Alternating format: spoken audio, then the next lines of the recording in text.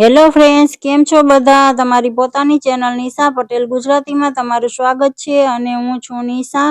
શિયાળાની ઠંડી હોય કે ચોમાસાનો વરસતો વરસાદ, એકદમ ગરમા ગરમ દાળ વડા ખાવાની મજા પડી જાય એવા આપણે આ દાળ વડા બનાવીને તૈયાર કરીશું ફ્રેન્ડ્સ. સ્વીટ કોર્ન દાળ વડા મેં આ બનાવ્યા છે. બહારથી એકદમ ક્રિસ્પી અને અંદરથી સોફ્ટ એવા દાળ વડા બને છે. તો ચાલો રેસીપીને જોઈ લઈએ. એના માટે મેં આ ચણાની દાળને પલાળીને રાખી દીધી હતી. આખી રાત માટે મેં પલાળી હતી. આ વાટકીના માપથી મેં દાળ પલાળી હતી અને એટલા જ પ્રમાણના માપથી મેં મગની દાળ પણ પલાળી હતી. આજની ફોતરા વગરની દાળ મેં લીધી છે. તમે ફોતરાવાળી દાળમાંથી પણ વડા બનાવી શકો છો ફ્રેન્ડ્સ. હવે આ બંને દાળનું પાણી કાઢી લીધું છે અને આ રીતે 2 ચમચી જેટલી દાળને આપણે વાટકીમાં અલગ કાઢી લેશું. એને આપણે પાછળથી એડ કરીશું અને હવે બંને દાળને આ રીતે મિક્સરના જારમાં સાથે જ આપણે એડ કરી દઈશું અને આમાં જરૂર લાગે એટલું થોડું પાણી એડ કરતા જઈને આપણે એને પીસી લેશું. તો આ રીતનું આપણે એને બારીક પીસી લેવાનું છે, તમે જોઈ શકો છો. તો હવે આ મિશ્રણને આપણે મિક્સિંગ બાઉલમાં લઈ લેશું. ફ્રેન્ડ્સ, તમે મારી ચેનલને હજુ સુધી સબસ્ક્રાઇબ ન કરી હોય તો પ્લીઝ ચેનલને સબસ્ક્રાઇબ જરૂરથી કરી દેજો અને બેલ આઇકનને પ્રેસ કરી દેજો, જેથી કરીને મારી નવી વિડીયોની નોટિફિકેશન તમને મળતી રહે. તો હવે આ પીસેલી દાળને આપણે સાઈડમાં રાખી દઈશું અને અમે સ્વીટ કોર્ન લીધી છે. એને આ રીતે મેં પાણીમાં ઉકાળીને બાફી લીધી હતી. એને પણ આપણે મિક્સરમાં આ રીતે અધકચરી વાટી લેવાની છે અને એને પણ આપણે દાળની સાથે જ એડ કરી દઈશું. હવે આ એક નાનું મિક્સરનું જાર લઈ લીધું છે. એમાં આપણે વડા માટેનો સૂકો મસાલો બનાવીશું. તો આ 2 ચમચી જેટલા મેં સૂકા ધાણા લીધા છે. 1 ચમચી જેટલું મેં આખું જીરું લીધું છે અને એટલા જ પ્રમાણમાં વરિયાળી લીધી છે. બધા મસાલા કાચા જ લીધા છે ફ્રેન્ડ્સ. અને આ 10 થી 12 નંગ જેટલા મેં કાળા મરી લીધા છે. બધું આપણે અધકચરું વાટી લેશું. એકદમ બારીક નથી પીસવાનું ફ્રેન્ડ્સ. આ રીતનું આપણે એને દાણેદાર જ રાખીશું. આનું ટેક્સચર ખાવામાં બહુ સરસ લાગે છે વડામાં. હવે મસાલાને પણ એડ કરી દીધો છે બેટરમાં અને આ મેં 4 થી 5 એવી લીલી મરચી લીધી છે અને આદુનો ટુકડો લીધો છે અને આ રીતે રફલી કટ કરી લીધો છે. તીખાશ તમે તમારા જરૂર પ્રમાણે વધારે લઈ શકો છો. હવે આદુ મરચાંની પેસ્ટને પણ આપણે આ બેટરમાં જ એડ કરી દેવાની છે. આ વડાને તમે સવારના નાસ્તામાં કે પછી સાંજે જમવામાં ક્યારે પણ બનાવી શકો છો. ઘરે કોઈ મહેમાન આવે તો પણ દાળ પલાળીને આપણે રાખી હોય તો આ વડાને ફટાફટ બનાવી શકો છો. હવે આપણે બંને દાળ જે પલાળેલી કાઢીને રાખી હતી એને પણ આમાં એડ કરી દેશું અને મસાલામાં મેં ટેસ્ટ પ્રમાણે નિમક એડ કર્યું છે અને આ નાની ચમચી હિંગ પાવડર એડ કર્યો છે મેં અને લીલા ધાણા સારા એવા પ્રમાણમાં આપણે એડ કરી દઈશું.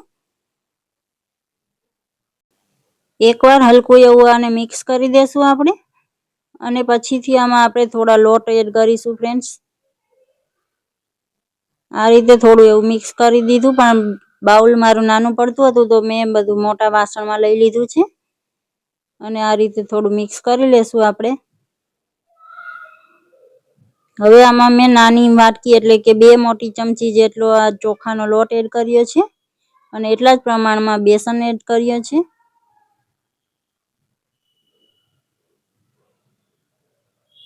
લોટ આપણે વધારે એડ કરવાની જરૂર ફ્રેન્ડ્સ, બસ થોડા બાઇન્ડિંગ પૂરતો આપણે લોટને એડ કરીશું અને હવે આ રીતે સરસ 4 થી 5 મિનિટ માટે આપણે એને ફેટી લેશું. ટેસ્ટ કર્યો હતું મેં બેટર તો થોડું જે મસાલા ઓછા લાગતા હતા તો ટેસ્ટ પ્રમાણે થોડું નિમક અને લાલ મરચું પાવડર એડ કર્યો છે મેં. એને પણ આપણે મિક્સ કરી દઈશું.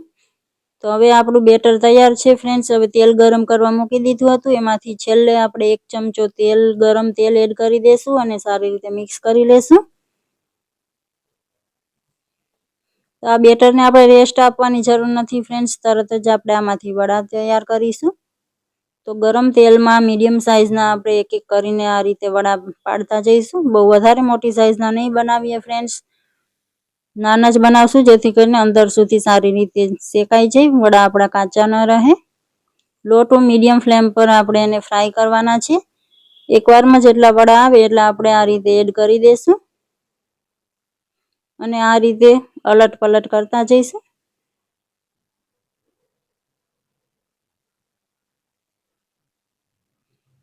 થોડો એવો કલર ચેન્જ થાય ત્યાં સુધી આ તમે જોઈ શકો છો કેટલો મસ્ત એનો ગોલ્ડન કલર આવી ગયો છે.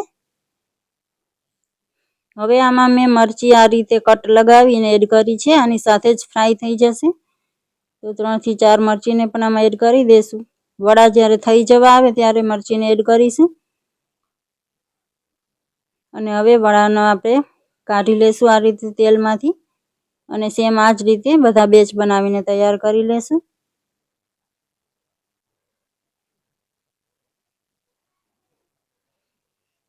તો આ તમે જોઈ શકો છો કેટલા મસ્ત આપણા દાળ વડા બનીને તૈયાર થયા છે. અને તમે તમારી મનપસંદ કોઈ પણ ચટણી સાથે સર્વ કરી શકો છો. ને તો એમ જ ખાવામાં બહુ સારા લાગે છે.